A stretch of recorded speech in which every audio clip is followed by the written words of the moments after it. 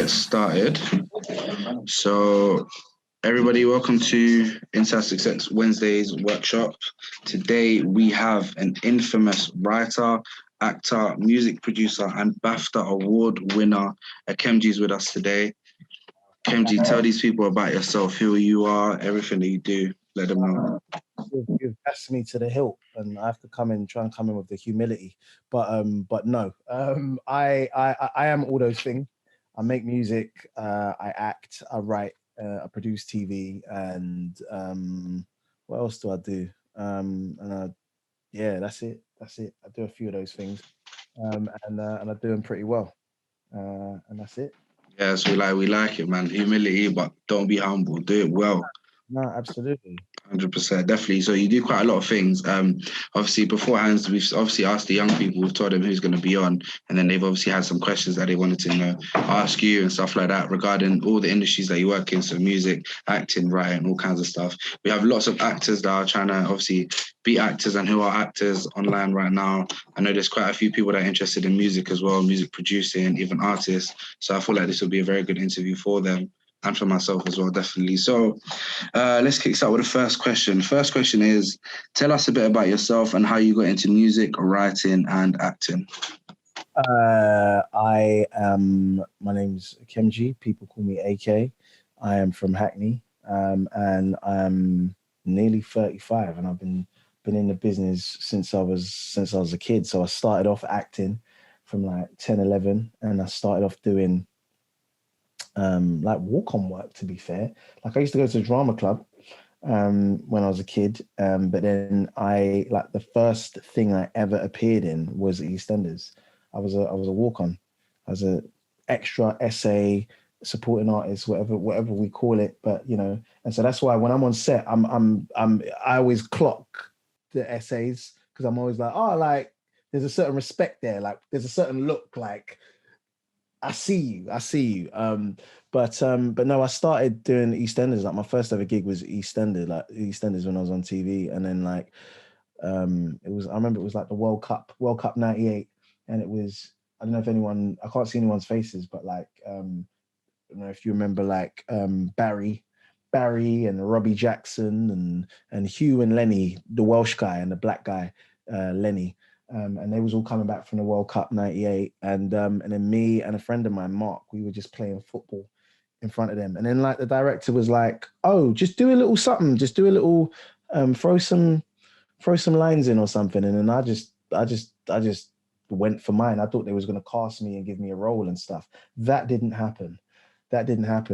So but it was just doing stuff like that. And then like I did the bill when I was a kid. I just did all of the things that you're sort of supposed to do as a younger actor and coming up. And then when I was 15, I did bits and bobs. I did commercials. I did like print work, modeling, and loads of different things. I was the voice of, like the London buses that go up, the open top. I was the voice of that. They used to have this like thing for kids on the bus, where like you put on these little headphones, and like the kids will tell you, "Oh, we're going past Big Ben and the Houses of Parliament," and I was that voice for like years when I was a little kid, when I was like 11 or 12, and then when I was 15, I did this film with Tamsin Althwaite. It was her first thing out of EastEnders, and it was about about a bunch of boys that go to prison. And it was about these three boys that go to prison and how differently their lives go. And it was a movie. It went to Edinburgh Film Festival. It won the film festival. It was really cool. And I think for me, the most amazing thing was getting time off school. So like I left one Friday. I remember it so well. I left one Friday and then didn't show up at school for like 2 months, because we filmed in a real prison in like in Lancashire. And so I was there for 2 months, getting paid, staying in a hotel with like other guys, but filming in a real prison, and it was mad. But it was also one of those things that made me say, oh, I'm never going to jail, because we was filming with real like young offenders, and it was interesting, but it was all cool. And but then they was all just like, they all just hit me with game, like, yo, you're doing something good, don't ever come in here, there's no reason for you to come in here. So anyway, that was the start of my career, and that's how I got into it. And then from then I just kept on working and doing the rounds, doing TV, doing film, doing theatre, And that's how that part started. And music was just always something that I did, you know. I always thought I was going to be Nas. I always thought I was going to be like Nas, you know, as a kid, young black kids, East London, I'm always, you're always writing, you're always, I was always doing that. And I was always making beats. Like from when I was in like year 7, I started making beats and putting stuff together. And then, and so I was able to, I was able to just make beats for people and people like Ashley Waters, worked with him a lot on like the production side. And then, so when it came time to making the show Famalam, I, I was just able to just make music for it. You know what I mean? I was able to be like, oh, snap. Why am I going to pay someone else when I could pay myself to make the beats, you know? Facts, definitely, no, definitely. So I mean, from your story so far, you've really come from the bottom, kind of thing. Like you started off doing, obviously, like you said, essay work, all of that stuff. I mean, for anyone that's done acting, essay work is probably the best way to get experience, but also the longest thing you can do. Like, I mean, I've heard stories of some essays even staying on set for 12 hours and not even being used Yeah. to get it. Like, it's For the first time I did EastEnders, I was like, rah, this is what this essay thing is, yeah? It's just like you come in, they give you a role, you do it. And I did EastEnders maybe 2 other times. I didn't get used. And I was like, oh, oh. It was like Grant Mitchell was in it. I remember it was a scene with Grant Mitchell and they all prepped us. The third AD was like, yeah, we're going to get you in a scene with Grant and you're going to be in the back and da-da-da. So I was like, yes, this is it. This is it. This is me again. And like, it didn't happen. And that's when I clocked that, like, essays are one of the most important part of the process, but it is, you can sometimes be like, you can be surplus to requirements sometimes, because if the director sees you and goes like, nah, we don't need, there's too much, it's too busy, because the essays are so important. Because imagine you had a scene in a busy market and there was no one in the background, that would look weird. So the essays are really important. But then, if you have ambitions to act and sort of come up and like be the lead, it's sort of, there's a ceiling on that. You know what I mean? There's a real ceiling. So I'd say for anyone coming in, it's an amazing way to get some on-set experience and learn what it's like being on a set and to appreciate that. And also, I also just say we're in a different time now where like, sometimes essays said like revealing plot information. So like there's like bare like NDAs that people have to sign now and all that type of stuff. But I see it from both ways. So when I'm on set now, whether it's just as a writer or like if I'm producing, I sort of I really have an appreciation for the work that essays do. It's very important. no, that's amazing. No, that's amazing. It just goes to show that you have to start from somewhere. Definitely, 100%. So you've already mentioned quite a few stuff that you've been in. Yeah. The next question is, what's your favorite thing that you've actually acted in? Uh, there's quite a few, man. Like there's a film that I think maybe 2 people saw, Life and Lyrics, which came out like years ago. I think 2 people saw that, but like that was and I was joking with Ashley the other day about that. He was like, "Bro, when did that film come out?" It's like, is there still copies of it? Like, yes, I bought them both. And um, yeah, like that was amazing because that was like a great time. That was when like we had Chris Stewart, Ethics on that. We had Alexis Rodney, we had Kat Simmons, Bo Baptiste. At one point in time, Professor Green was on that, Estelle was on that, Plan B was on that. They didn't end up doing the film, but it was a great little time because we was all like, that was back when like the West End was still grimy. And so like in between filming, Professor Green was still doing his stuff at the Jump Off when Jump Off was happening at Astoria, and Astoria still existed, you know what I mean? So like we would go watch him battle at Astoria, then we go filming and stuff like that. Like it was a cool last time, man. It was a really, really cool time. So I enjoyed that, filming that. I did a film in Romania with Tara Reid, which was just like a wicked experience because like just on a real mad one, like we had like a really cool hotel just because there was cool people there. So like Jean-Claude Van Damme used to come and jam at the hotel, like, and just jam with us. You know how mad that was? Because I'm seeing Guile from Street Fighter. That's all I'm seeing. And like I'm not seeing this man, Jean-Claude. I'm seeing your Guile. So that was a cool time. That was a really, really cool time. That film came out like years ago. But then more recently, I've really enjoyed doing the TV show Shrill, because I filmed that out in America with AD Bryant and Lolly Adefope, and that's a cool show to do, man. Because getting to film in America is a lot of fun. Yeah, that's crazy. I mean, lots of like actors' dreams is to obviously make it to Hollywood and do stuff like that in America and do stuff in America and stuff like that. So to be able to do it, it must have definitely been an achievement that it's probably one of your greatest achievements. You should probably feel like. No, it was mad because I just, like, I'm fortunate enough that I do the job and I just sort of don't think, I try not to get too gassed, because it's happened before where, like, you get a job and you're like, this is the one, and then it, like I said, like two people see the film, but I just sort of take it all in. I give thanks, and I'm grateful and all that, and I just do it and then I keep it moving. And like, luckily with some of the recent ones I've done, I just do them and like they've done all right. Like with Shrill, it was my American cousins were so gassed about that. They were like, yo, you're people, we got girls hollering at us about you, and just being like, yo, you're cute and yada yada yada, and just like, oh, you're a bit of a heartthrob. And I'm like, me. And so Shrill's cool. And then Queen's Gambit was cool as well. Like that was an unexpected one because we shot that in 2019 and it came out during lockdown last year. And it was up until Bridgerton came out, it was like Netflix's biggest thing ever, which just sort of blew me away because I was like, rah, I wasn't expecting this to be big. And then like Barack Obama, I was touched. Like I was like, Barack Obama put it on his list of like top shows, along with Snorlax and other shows. Big up to Snorlax. But I was gassed because in my head I was like, Barack Obama has seen my face. I'm good. No, definitely. I remember. Definitely that list. That list that must have been crazy. Just to know that Barack Obama liked some of your work. But yeah, definitely. I mean, Queen's Gambit, massive. Like, literally, I remember. Do you know what I remember me, and I know lots of people felt the same because it was about chess. Yeah.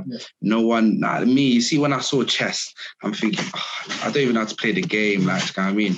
But when you watch it, and you just understand what it's like. It's crazy, like amazing piece of work. Definitely amazing piece of work.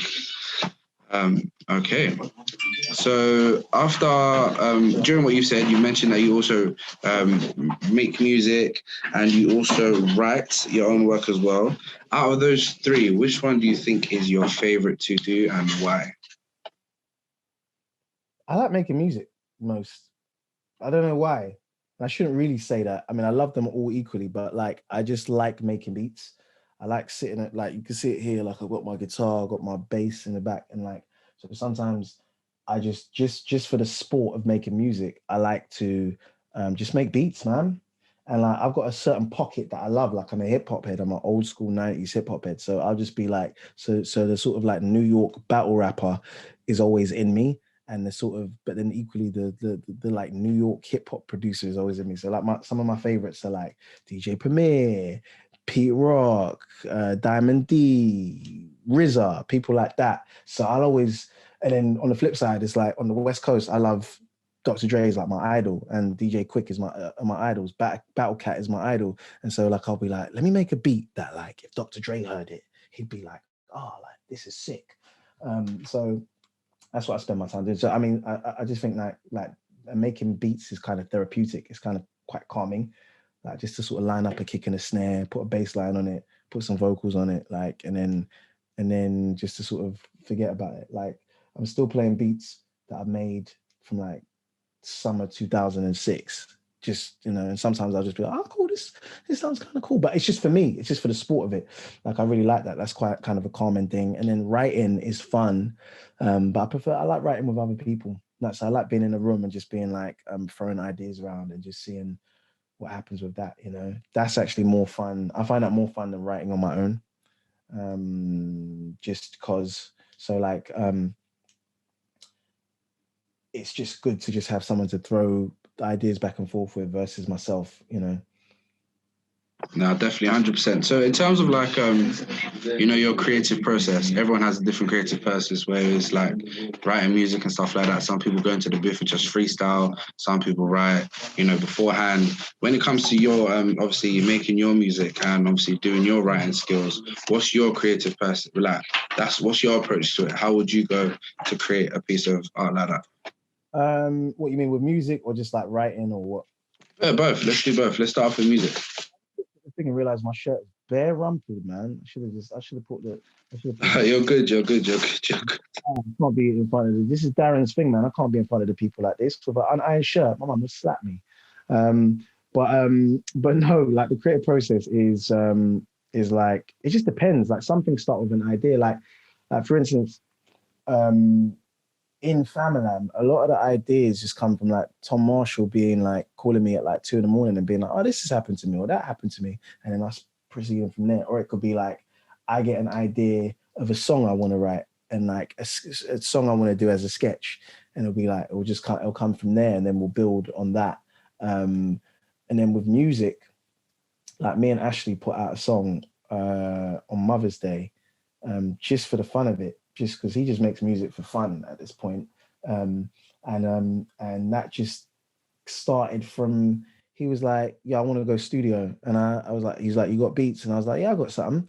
And then so that then I wrote a hook for that, and then he wrote bars for that, and then it just ended up being like a cool tribute to his mum. And then I played a bass line on it, but I was like, nah, I'm not happy with it. So I called my friend Josh, Josh McNasty, who's an amazing musician. He's a drummer, plays all kind of instruments and stuff.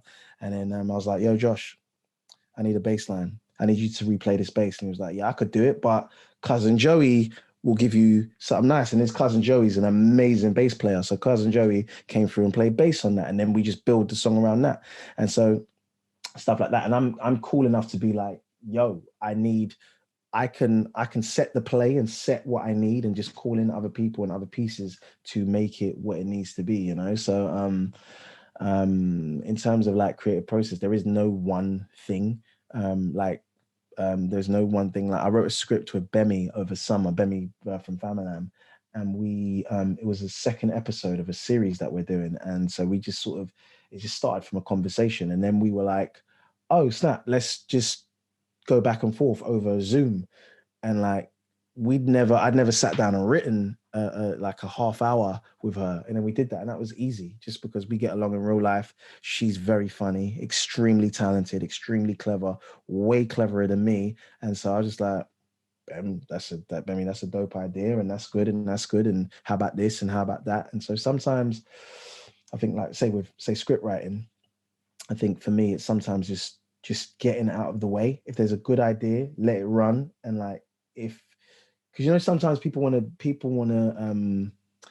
control the situation and just throw their weight on it, and sometimes you just let something be what it is, and then if you see an opening where it makes sense, throw your source on it. Like, for instance, the script that we wrote, Bemi and I, it's a really, really good script. It's the second episode of the show, of this series that we're putting together, and it was just it was just a good case of collaboration, and just us sort of being like, "Oh, you're going to take lead here, and then you're going to step back here," and just in terms of like sharing. That's why, back to my earlier point, I like writing with other people. I like doing stuff with other people, man.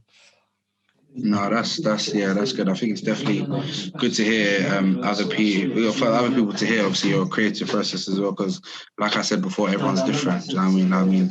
I've heard people that say they can only work good alone, or like you said, you work better with other people and stuff like that. But for like beats, if I'm just making a beat, I'll just do it on my own, and then when it's ready, when it's cooked up to a certain point, then I'll be like, "Oh, cool, come in." You see what I mean? Like, come through and add stuff to it. But like, just for, as I said, like sometimes, because making beats is just like therapeutic to me. You know what I mean? It's very, very like calming. As weird as that sounds.